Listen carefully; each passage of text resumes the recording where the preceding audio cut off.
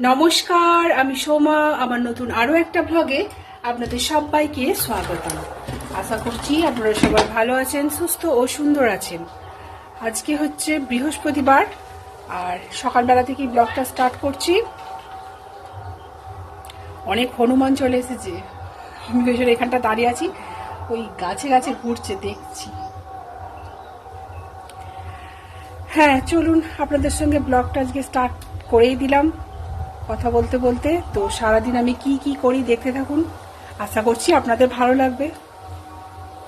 দেখে নিন আজকে আমাদের অল্প স্বল্প বাজার। এই যে ঝিঙে, ঢেঁড়স, পটল, বেগুন, এখানে আছে কাকুর শাক, টমেটো আর আম, আর আলু, পেঁয়াজ, রসুন তো আছেই।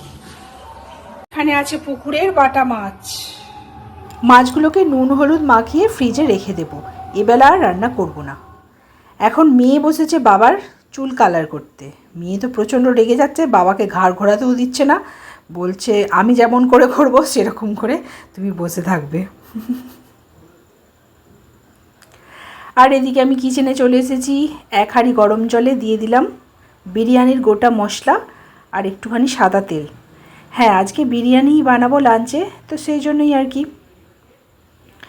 এখানে আমি চাল নিয়েছি, নিয়ে এটাকে এখন ভালো করে ক্লিন করে নেব। তো মাকে একটুখানি বিরিয়ানি রান্না করে খাওয়াবো করছিলাম। হ্যাঁ, সেই জন্য হয়নি করা। তো ভাবলাম আজকে একটুখানি রান্নাটা করি। আর কালকে যেহেতু মা বাড়ি চলে যাবে, একটা মন খারাপের ব্যাপার, আজকে তাই একটুখানি আনন্দময় করে তুলতে বিরিয়ানি লাঞ্চে। তো হাঁড়িতে জল গরমটা হয়ে গেছে, এবার চালটা দিয়ে দিচ্ছি। বিরিয়ানি রেসিপি এর আগেও আপনাদেরকে আমি দেখিয়েছিলাম, তবুও এবারেও মতো আরও একবার দেখিয়ে দিচ্ছি। এখানে চিকেনটাকে ম্যারিনেট করেছি, চিকেন বিরিয়ানি বানাবো। তো গুঁড়ো মশলার মধ্যে হলুদ, লঙ্কা, জিরে, ধনে দিয়েছি, একটুখানি গুঁড়ো গরম মশলা আর বিরিয়ানি মশলা, নুন আর টক দই। যেহেতু আমার বাড়িতে আজকে নেই, সেই হেতু টক দই ছাড়াই আজকে আমি চিকেনটা বানাবো।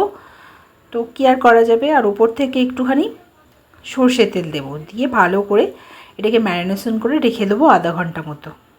এতে আমি একটু গোলমরিচের গুঁড়োও অ্যাড করেছি। টক দইটা দেওয়ার কারণ চিকেনটা তাড়াতাড়ি নরম হয়ে যাবে, বিরিয়ানিতে খেতে টেস্টি লাগবে, সেই জন্য আর কি। আর আমার যেহেতু চিকেনের পিসগুলো এখানে ছোট ছোট, টক দই না দিলেও অসুবিধে নেই, টমেটো তো দেবই। আর এখানে আমি আলু কেটে নিয়েছি আর ডিম, এগ চিকেন বিরিয়ানি বানাবো। আর এখানে আমার রাইসটাও হয়ে গেছে, রাইসটা 80% করেছি আমি।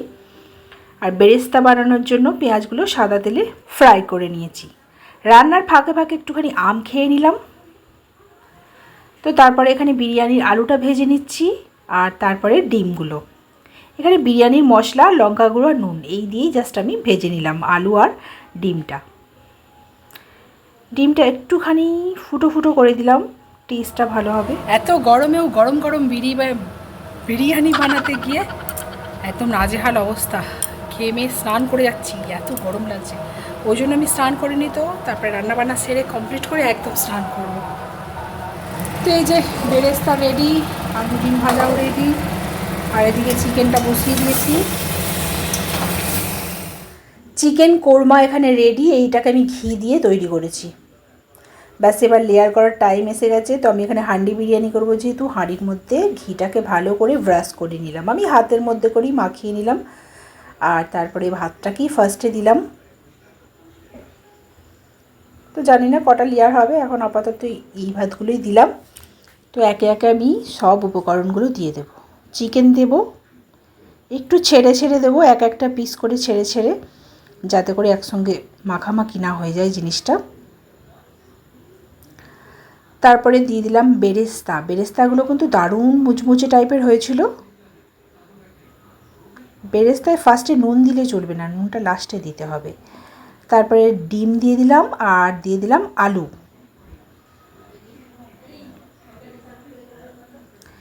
তো তারপরে আমি এখানে বিরিয়ানির মশলা ইউজ করছি, আর এখানে মিঠা আতর আর ইয়েলো ফুড কালার আর দুধ একসঙ্গে ভিজিয়ে রেখেছিলাম, সেটাই একটুখানি ছড়িয়ে ছড়িয়ে দিয়ে দিলাম। কালারটা দারুণ আসে বিরিয়ানির।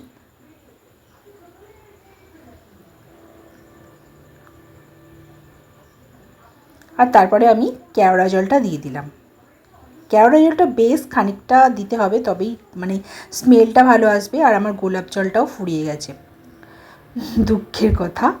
তো যাই হোক, লেয়ার করে বসিয়ে দিয়েছি। স্নান করা হয়ে গেছে, গলাটা প্রচণ্ড ব্যথা করছে, ঠান্ডা ঠান্ডা জিনিস খেয়ে ফেলছি, প্রচণ্ড ঠান্ডা দই, ঠান্ডা লস্যি, আইসক্রিম, গলাটা দেখছি ব্যথা হয়ে গেছে। আজকে কিন্তু বিরিয়ানিতে আমি একটা জিনিস মিসিং, মানে একদম ভুলে গেছি, কি দিইনি। আপনারা কিন্তু নোটিস করে থাকলে আমাকে অবশ্যই কমেন্ট সেকশনে জানাবেন যে আমি বিরিয়ানিতে কি দিইনি, যদিও খাবার আগে কিন্তু মনে পড়ে গেছে। 15 মিনিট পর আমি নামিয়ে দিয়েছিলাম, আর গ্যাসের আঁচটা একদম লো আঁচে রেখেছিলাম।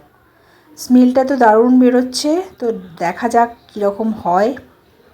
দেখতে তো দারুণ হয়েছে মনে হচ্ছে, খেয়ে দেখতে হবে কীরকম টেস্ট হয়। একটা জিনিস মিসিং আছে, সেটা মাখিয়ে খেতে হবে।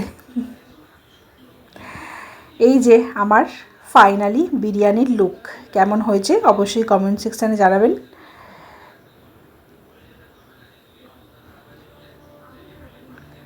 তো এখন আমরা লাঞ্চ করতে বসে পড়েছি, একসঙ্গে সবাই মিলেই খেতে বসেছি আমরা 4 জনে মিলে। দারুণ মজা করে আজকে লাঞ্চটা করলাম।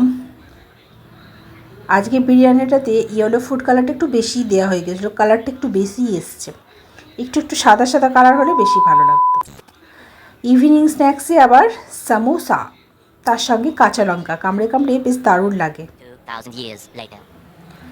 রাতে রান্না হয়েছে আলু সেদ্ধ, পটল সেদ্ধ, ভাত, আর এখানে বাটা মাছ ছিল পুকুরের, সেইটাই ভেজে নিচ্ছি গরম গরম, বাটা মাছ ভাজা।